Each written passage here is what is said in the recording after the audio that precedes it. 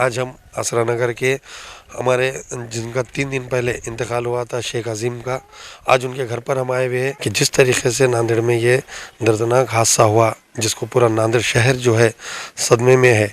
आज उनके घर के हालात हम बताने वाले थे कि किस तरीके से वो शेख अजीम के घर की हालत थी और उनका करने वाला कोई नहीं था। वो खुद एक अकेले थे और उनके 2 लड़के थे।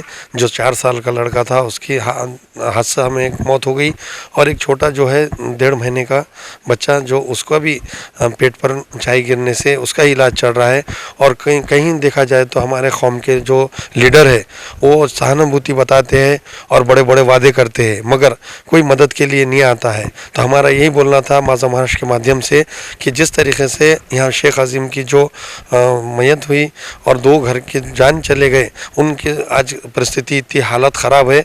और यहाँ पर जो कौम के लीडर हैं जो आज इलेक्शन का माहौल चल रहा है और बड़े बड़े जो है प्रचार कर रहे हैं, तो इन कौम के लीडरों का हमारा एक मैसेज है कि जिस तरीके से यहाँ पर शेख अजीम के घर पर आकर उनकी आर्थिक मदद की जाए और जिस तरीके से यहाँ के पीरबुरान के लोगों ने और आसरा नगर के लोगों ने कुछ मदद की है और सामाजिक कार्यकर्ता नहीं रहते पे भी उन्होंने उनके अपने खुद के मर्जी से यहाँ पर उनकी मदद की है। इस तरीके से यहाँ पर मदद होना चाहिए क्योंकि तो बच्चे का भी इलाज चल रहा है और उसको शेख अजीम के करने वाले अभी घर पर कोई भी नहीं है।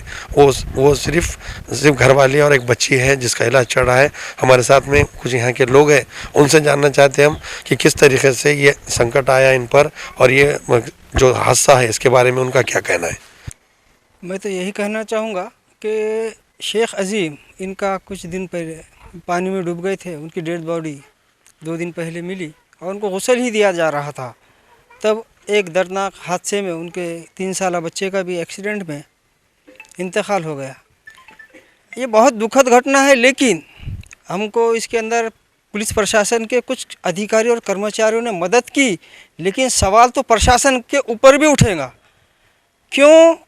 तो जब रेती की रॉयल्टी बंद है और अवजड़ वाहतुक बंद है, उस टाइमिंग में ये इतने स्पीड से जो वाहन जा रहे हैं और रेती की जो अवैध रीतिया जो ये हो रहा और उसी ट्रक के नीचे जो बच्चा आकर एक्सीडेंट हुआ, इसके ऊपर पुलिस प्रशासन क्या कर रहा है? एक सवालिया निशान पुलिस प्रशासन पे भी उठ रहा है। तो इसके ऊपर पुलिस प्रशासन ने गंभीरता से इसके ऊपर विचार करना चाहिए। जो अवैध रेती का जो भी वाहतुक हो रही है और अवजड़ वाहन जो जा रहे हैं और इस गाड़ी का तो इंश्योरेंस भी नहीं है और पीछे से नंबर मिटा हुआ है, तो पुलिस प्रशासन ने इसमें सख्त से सख्त कार्रवाई करनी चाहिए। और मैं नांदेड़ के कुछ अपने हमारे समाजी कार्यकर्ताओं को भी ये विनती करना चाहता हूँ कि इनके पास शेख अजीम के घर की जो आर्थिक स्थिति ठीक नहीं है। आप वोट लेने तो आ जाते हैं और बड़ी बातें करते, अभी तक कोई लीडर आया नहीं है, ना किसी ने कोई बात तक नहीं। पूरा नांदेड़ जिसने भी सुना उसका दिल दहल गया इस घटना से। लेकिन मेरी उनसे विनती है अदबन कि वो आए और उनसे जो हो सकता है वो कुछ करे, क्यों तो उसकी आर्थिक स्थिति ठीक नहीं है और उसके घर के में भी कोई नहीं है। तो एक है 1.5 महीना बच्चा है अभी छोटा।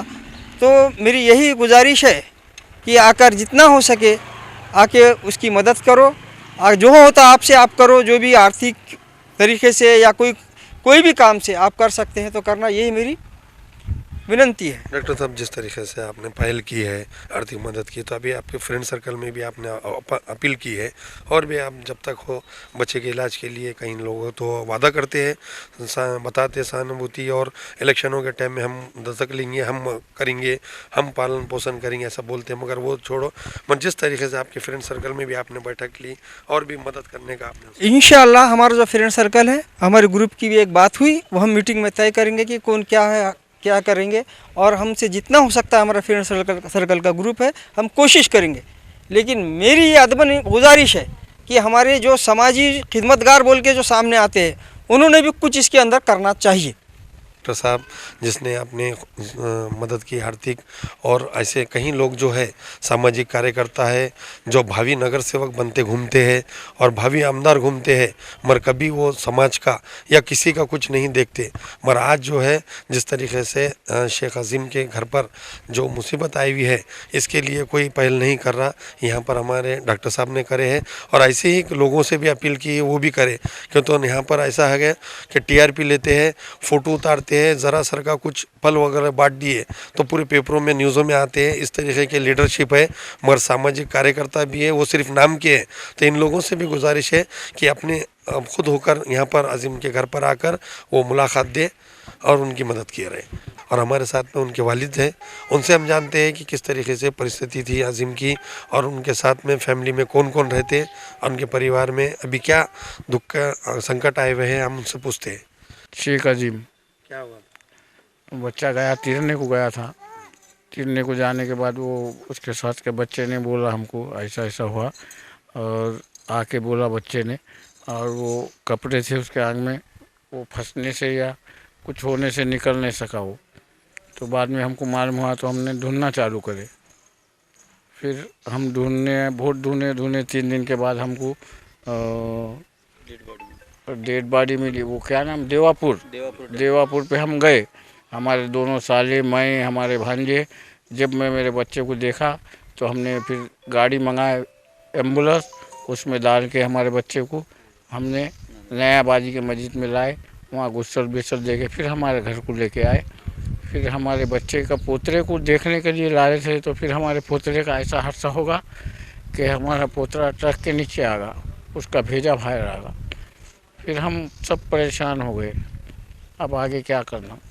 हमारी ऐसी परिस्थिति हुई हमारे घर में, हमारे बच्चे की, हमारी बहू, हमारी बीवी, हमारी बच्ची, हमारे सास, साले, ससुरे सब परेशान हैं, दुख में। हमारे ख़ानदान और लोग जो हमको नांदेड़ के चाहने वाले, हमारे बच्चे को हद से ज़्यादा भी सब ने देखे, सब परेशान है। सारी हमारी दुनिया डूब गई, हमारा बच्चा चले गया। कितने बच्चे थे आपको? एक ही बच्चा था हमारा अजीम। अजीम को कितने? अजीम को 2 बच्चे थे। वो एक बच्चे का वैसा होगा, एक बच्चा अभी छोटा है, उसका 1.5 महीने का। उसको बच्चे को भी कुछ हुआ? वो बच्चे को हमारे बच्चे ने, पोतरे ने, मरने वाले ने हाथ से झटका दिया तो वो चाय गिर गई। आज वो बच्चा भी हमारा ज़ख्मी है, घर में है। आज घर के हमारे बहुत परेशान है, बेहाल है बस। बच्चा खुद का घर था जातिया अजीम का? नहीं, किराए से था। क्या काम करता था? उन्हें इलेक्ट्रिक था, एसी मैकेनिक था। आप कहाँ के रहने वाले? हम हिंगोली के रहने वाले। यहीं उन्हें 12 साल 15 साल से मेरा बच्चा यहीं था। और क्या पढ़ाई क्या थी बच्चे की? मेरे बच्चे की 13वीं पढ़े वाला मेरा बच्चा था, और दिन दुनिया से जुड़े वाला। साल में दिन दुनिया से जमात से जुड़े वाला, साल के अंदर उन्हें 6 महीने जमात में लगाता था, 5 महीने 6 महीने जमात में लगाता था। 25 तारीख को अभी जाने का अभी निज़ामुद्दीन को जाने का था, उसका वीज़ा पासपोर्ट बनने वाला था, वहाँ से फिर उन्हें बहरीन को जमात में जाने वाला था। कल की डेट में जाने वाला था मेरा बच्चा। पुलिस स्टेशन में कंप्लेंट हुई? पुलिस स्टेशन में कंप्लेंट हो गई, वहाँ जाके एफआईआर फाड़ के रात को लाए हमने। सवेरे घटना पे ये आए लोग, PSI अधिकारी, ये सब पंचनामा करके ये वो गए। वो परिवार से क्या है उनके, कौन कौन है? उनके परिवार में बच्ची के कोई नहीं, माँ है बस, कोई नहीं है। उनके रिश्तेदार है बहुत, सब आए थे। आपकी बच्ची कौन लगती थी? मेरे बच्चे की वो मेरी भाई की औरत लगती थी, वो हमारी भावत छोटी, उसकी बच्ची एक कुलती एक थी बोल के हमारे बच्चे को कर रहे थे अपने घर का घर में। रोड चौड़ा होना चाहिए, दूसरा मैं क्या बोल सकूं। अब लोगों को उनके स्कूल का है कि इसका है, वो स्कूल वगैरह का ये नहीं कर सकते, मगर बड़ा रोड को होना चाहिए। और BRC का मैं खुद BRC में रिटायर हो वाला हो, मगर जहाँ तक हो सके बेटे रोड चौड़ा होना चाहिए, ये नुकसान नहीं होते। हाँ, ब्रेकर वगैरह भी नहीं। जवान बच्चे इस वक्त फुल स्पीड ट्रेन में उन्होंने भाग कुछ ख्याल ही नहीं रहता वो लोगों का, दूसरों का। हाँ, ऐसा होता, आइंदा से नहीं होना। रोड पे बच्चे छोटे आते जाते, स्कूल नज़दीक है। ये जो हादसा हुआ शेख अजीम का, वो बहुत बुरा है। पूरे नमाज जनाजा में लोग रो दिए है। मैं भी नमाज जनाजे में था। मेरा नाम सैयद नूर खान तारिम है। BNC से ऑफिस से रिटायर हो चुका हूँ मैं, और मस्जिद आबिदीन का नया आबादी का 25 साल का मेंबर हूँ मैं। सर्विस करते हुए अल्लाह घर की खिदमत किया हूँ मैं ही हमारा और एक आज़िम साहब वगैरह बैसा चाहो।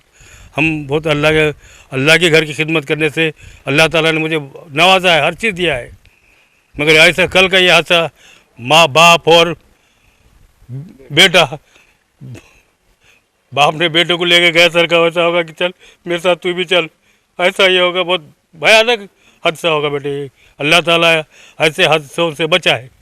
बच्चा हमारा बहुत अच्छे मिजाज का था, उसके साथ किसी के साथ बाहर रहता, जितने भी लोग मिले उसके साथ सलाम कलाम के साथ मिलता था। हाँ ना, किसी को जब बाहर भी नहीं बोलता था। बच्चा इतने मिजाज का अच्छा था। मैं मामू हूँ उसका छोटा, उन्हें छोटेपन से हमारे साथ ही रहता था। उसको जो ज़रूरत थी वो हमें से मांगता था, हमारे घर पे आता था। हमारे घर के हर कौन से भी काम में उन्हें आगे बढ़ के करता था। हमारे बच्चों के साथ था क्या, यहाँ किराए से यहाँ रहता था वो। उन्हें हर उसके यहाँ जो रहते थे वालदा, वो क्या अब अकेला करने वाला खुद था। उसको एक बहन है, हाँ जिम्मेदारी उसकी बहन की उसके ऊपर ही थी, वालदा बहन की, और ख़ुद के घर की भी जिम्मेदारी उसके ऊपर ही थी। घर का जिम्मेदार बच्चा था वो। 4 बजे उठ के दूध लाने जाता था, फिर बाद में 10 बजे तक वो दूध होगा, फिर बाद में AC के काम को चल जाता था। हाँ, दूध सप्लाई करता था, दूध सप्लाई जहीर भाई की एजेंसी पे, आनंद वो एजेंसी पे था वो। और वहाँ से दूध 10 बजे तक बेच के फिर 10 बजे फिर इलेक्ट्रिशियन के काम को जाता था। फिर हर चीज़ उन्हें अकेला हैंडल करता था। कभी वो दिन का भी काम करता था, जमात से जुड़ा था, हर काम, गुसल देना, लोग मैयत को गुसल देना सब उन्हें करता था।